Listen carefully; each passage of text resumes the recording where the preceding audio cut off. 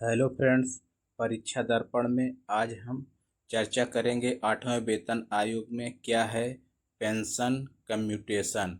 कर्मचारी 15 वर्ष से कम कर 12 वर्ष करने की मांग कर रहे हैं। कर्मचारियों का कहना है कि सरकार यह पैसा ब्याज समेत करीब 11 साल में ही वसूल कर लेती है, फिर भी पेंशन काटने की अवधि 15 साल रखी गई है, इसलिए इसे 12 साल करना उचित होगा।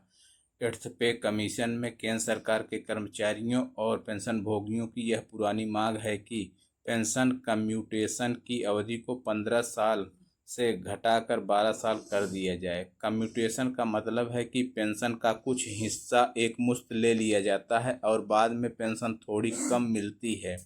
कर्मचारियों का कहना है कि सरकार यह पैसा ब्याज समेत करीब 11 साल में वसूल कर लेती है, फिर भी पेंशन काटने की अवधि 15 साल रखी गई है, इसलिए इसे 12 साल करना उचित होगा। 8वें वेतन आयोग में इसकी चर्चा।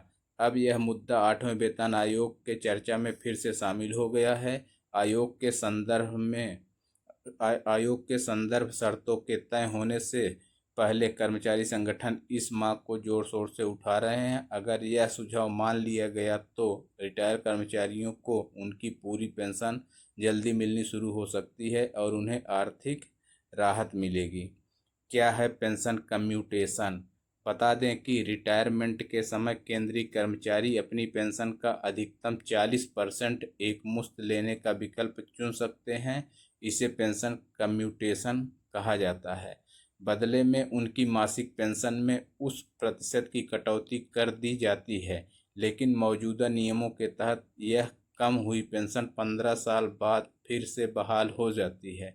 बता दें कि 5वें वेतन आयोग ने कर्मचारियों को अपनी पेंशन का 1/3 से 40% तक कम्यूटेशन करने की अनुमति दी थी।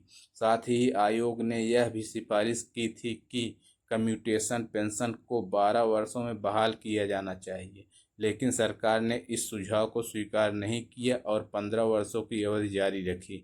बाद के 6ठे और 7वें वेतन आयोग ने इस नियम में कोई बदलाव सुझाना जरूरी नहीं समझा।